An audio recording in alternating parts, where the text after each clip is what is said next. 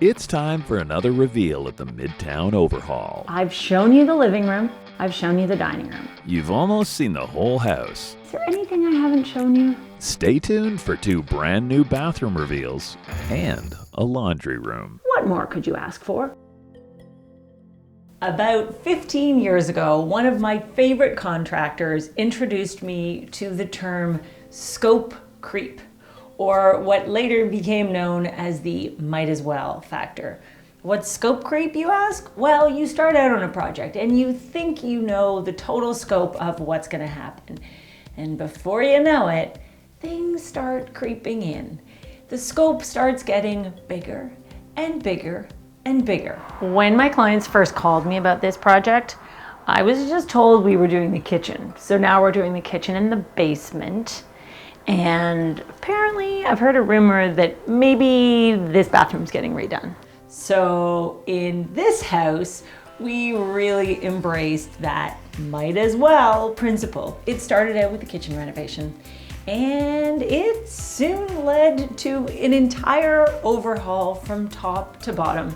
But I'd say this bathroom, this very space, was the fundamental tipping point because it had been renovated and it was fine.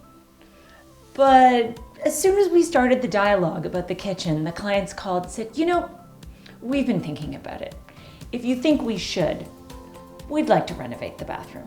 And I said, are you sure? And they said, yeah. So what started out as we're gonna leave it soon became there's not a chance it's gonna stay.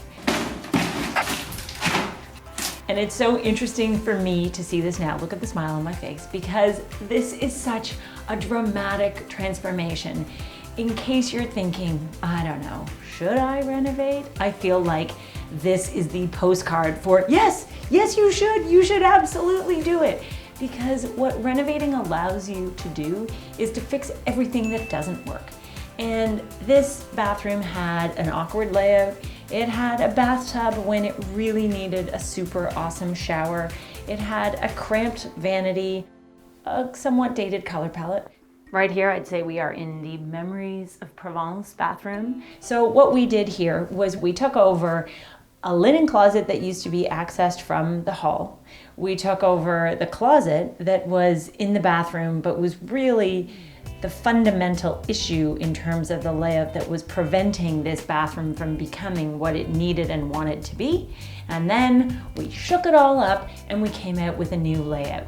By removing those 2 closets, and you would think, wait, Sarah, you took out storage? Yes, we took out storage because what it afforded us was a huge game changer layout. By removing those old closets, we were able to tuck a tub and shower combo into the alcove that it created. And what a pretty tub shower combo it is.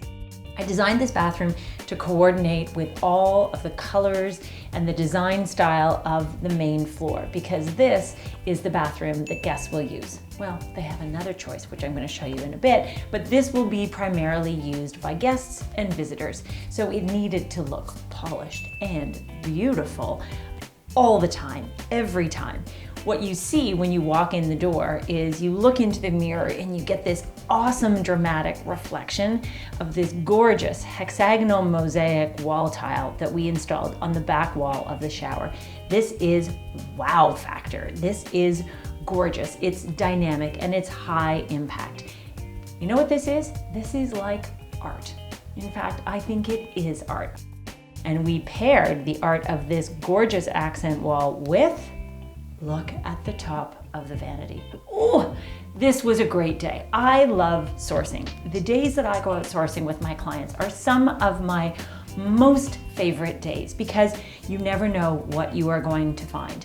When I went sourcing with my clients for this project, we discovered this slab. Look at it. This is called Cipollino Bluette. And Cipollino is a stone that's been quite popular. You've probably seen it in restaurants, in hospitality installs, dramatically striped black and gray and white marble. This is called Cipollino Bluette. And look at the veining in this. This is horizontal striations. The slab moved from smoky gray blues and lightened as we went up. It was a small slab, which was amazing because it meant that there wasn't a lot of waste. It was at the surplus shop, which was even more amazing because it meant it was super affordable. And in our very first episode of our Midtown Reno reveals, I showed you a really cool little custom bench in the front hall, which I told you was a remnant. So this is a remnant. I can't tell you where it's from because you're gonna have to wait till a few episodes later to find out. But I had this bench made. It was a remnant from this vanity. So out of one small scale slab of marble, we got this gorgeous bathroom vanity and a showstopper entry hall bench. How great is that? Let's talk about the vanity. The vanity design itself also brings a smile to my face because inspiration comes from anywhere and everywhere. And one day I was leaving the office and there were these samples sitting at the back that someone on the team had ordered in. And they were for a completely different project and a completely different application, but they were squares of grooved MDF paneling. And I thought, wouldn't that be an awesome door profile? So what we did was we had that replicated and it became the door profile we used for this vanity. Because this is a guest bathroom and because it will be used by visitors, I wanted to make sure that you could see things. So there is open storage so that you know where the towels are if you happen to need one. We've used satin brass accents throughout this bathroom, so it is on all of the hardware. It is, look at these, talk about details. Look at these gorgeous little pulls on the vanity, a combination of a little lucite with a satin brass post on it. I think these exactly hit the note for what we were trying to achieve in this house. Crisp, contemporary, modern, innovative, and above all else, gorgeous. The sconces in this bathroom are designed by a favorite designer of mine, Thomas O'Brien. And when I was visiting High Point, North Carolina, launching my own furniture collection, I stopped by to visit him in his lighting showroom and I found these gorgeous sconces. And look at them. They have this diffused glass. Look at these gorgeous satin brass buttons at top and bottom. When I'm looking for wall sconces to use in a bathroom, I want something unique. I want something that has a slightly different flair, and I always want something that makes a statement. I told you about the statement we made with our mosaic wall in the tub shower combo, but we also wanted to add just a little nod to the historic character of this house. So on the floor, we've gone with a two-tone pattern that references the multi-hued mosaic in the shower, and we created a slight carpet detail. The overall ground of the bathroom floor is done in statuario marble. And if you're wondering what's the difference between statuario and Carrara, Carrara marble tends to have softer, more overall gray veining, and the overall background in Carrara is often more grayed. Statuario has a crisper white ground, it feels fresher, and the veining is a little bit more dramatic. It's not as swirly as Calacatta or as golden or as rich. It is a beautiful white and gray. So if you're looking for white and gray and nice veining, I think you might love Statuario. If you were to ask me, pick your favorite marble, well, I absolutely couldn't because I love so many different marbles, but I can tell you that Moonstone is one of my faves. It has this gorgeous variation of smoky blues and grays. Sometimes there's just a hint of a greeny gray in there. Anyway, we used it to create the accent border inset within our Statuario floor. The details are always worth it. Think about how you can go that little step further just to add another level of design, another level of detail, and a tiny bit more interest. And when we do this, we're not doing this to just add superfluous detail that's not needed, but we're thinking about finishing touches. Speaking of finishing details, look at how we finished the top of the tile in this bathroom. I've done this treatment before. I'm not saying that this is a first, but I am saying that this always works. This is a marble Listello band, and a Listello is a band that's meant to be set within a field of tile. So you can see I set it on the shower walls within the overall height from the top of the tub to the ceiling, but then around the rest of the room where we installed tile halfway up the wall, I used it as a chair rail. Why did I use a Listello as a chair rail? Because I like the profile better. It's really nice and clean. I like the fact that it's petite. I didn't want a big cornice molding with a whole bunch of profiles and sweeps to it. I just wanted the crispest, simplest, nicest finishing touch. So always think about those finishing touches, whether it's a few accessories that you put out on the vanity, the hardware, a tile detail, just a small flourish. These are all the layers that come together to create the ultimate finished space. So if you were to ask my clients, scope creep, might as well. Was it a good idea? I think they'd say, oh yes it was. So that's it for this bathroom. Let's head downstairs. I'm gonna show you another bathroom and the laundry room. From day one, minute one on this project, I would say we had 3 key goals. 1, give the house a top to bottom refresh that made it feel completely new and now. 2, make use of every single bit of available space. And 3, get as much storage as possible in every room possible. So now we're gonna take a quick look at the laundry room and the basement bathroom. And I don't know if you remember, I barely remember the laundry room before. We have the world's tiniest and not very functional laundry room. It was cramped.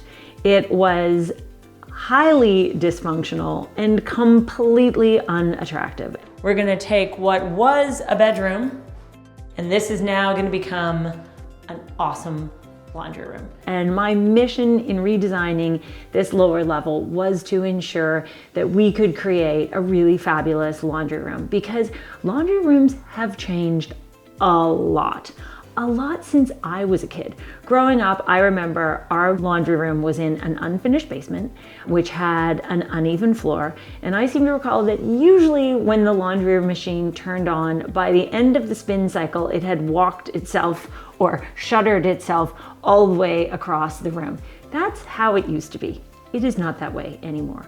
Now we have in this basement a really lovely laundry room. And there were a number of factors we had to work around in this basement. We had some existing structural walls, yes, the structure that is holding the 3 floors above up, that could not be moved. So I'm leaning here. This is an exterior wall and it is 12 inches deep. So there was no change able to be made here. You may recall that there was a bedroom in here. I don't think my clients ever used it that way, but this had become a storage room. It was damp. So I think we've had some moisture here that we need to deal with. We did extreme work here to make sure that it all was waterproofed and re-insulated, and we have all new drywall. I just wanted to show you that now it's light and bright. I mean, there was a lot of prep work that was done to make this basement dry, fabulous, functional, and to capture it as fully realized finished space. Because when houses like this were built in the 1920s, people were not using their basements as living rooms or spa bathrooms or anything of the sort. They were simply lower level storage spaces, and they were often kind of damp. So we have fixed all of those issues now, and then when it came time to decide what should the laundry room look like, we decided to be smart and savvy shoppers. Are you a smart and savvy shopper? Well, I like to think of myself as one. And we started out by going to my favorite surplus marble shop, and we found this fabulous slab. Holy moly, I am saying a lot of S's right now. Surplus, savvy, smart, and slab. And this slab is called Aquamarina, and you may recognize it. I used this same slab at the ranch. But let me tell you, these clients picked it first. So I copied the choice These guys picked it first, and I said, oh, I like that so much, I'm gonna use it too. So I've now used it both in a bathroom and here in this laundry room. Why? Because it was $5 a square foot for this gorgeous pistachio green marble with a little bit of white veining in it. And what we decided to do was use it both as the counter and then wrap it up so it would meet the underside of the window, just for some further wow factor, pow factor, look how awesome that is factor. Our focus in the laundry room was maximum storage. So we have not one but 5 full height pantry cupboards. We have a hanging drying rack. We have a giant laundry sink, tons of folding space, and a stacked washer dryer, plus a broom closet. What more could you ask for? Oh, I know, space to move, space to be able to get out the ironing board and fold, and enough space to actually move if you're trying to wrangle folding a king-size sheet. We focused on limited details here. Really, the counters are intended to be the star of the show. We've got white shaker cabinetry and these little glass knobs that are made of bubbled glass, just for a little tiny glint and a hint of something special. Almost feels like the water going around in the washing machine. Now, let's take a quick peek at the bathroom. In the basement bathroom, we focused on efficiency, being very space conscious, and how to make it seem as tailored and crisp as possible because everything is a little bit tight. We had very limited space to work with during this renovation in the basement. We've got a bathroom in here, which is currently clothing storage, and we had to work within the confines of what we were given. So here's what we managed to squeeze in. We've got a nice roomy shower. Look at this. White tile keeps it feeling bright and open. We've got waterfall mosaic on the floor. And this waterfall mosaic is one of my favorite designs because it always looks contemporary. And it's just teeny stacked squares of rectangular stone.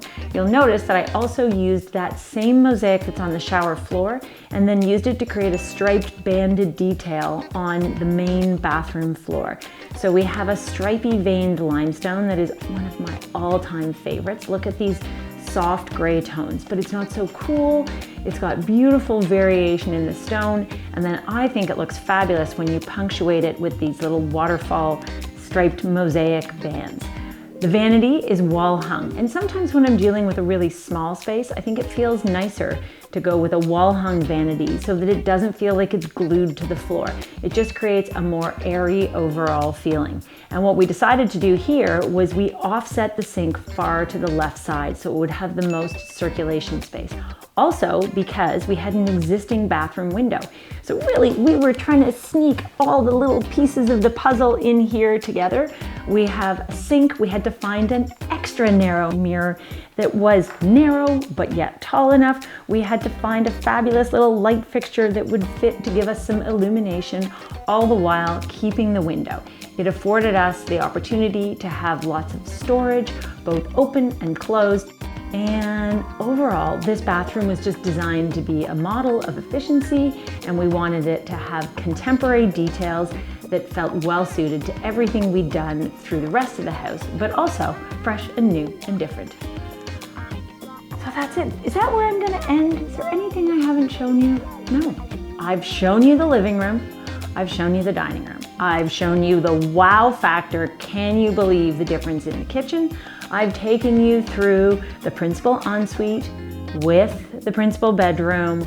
I've shown you the girls' bedrooms, the suite retreat, the modern coastal inspired bedroom, the den, the home office, the laundry, and even the basement bathroom. So that's it, you guys. That is the end of our Midtown reno. But you know what's coming up next? Ooh, lots more juicy projects. So make sure you subscribe, and most importantly, turn on that bell for notifications because you're not going to want to miss what's coming up next.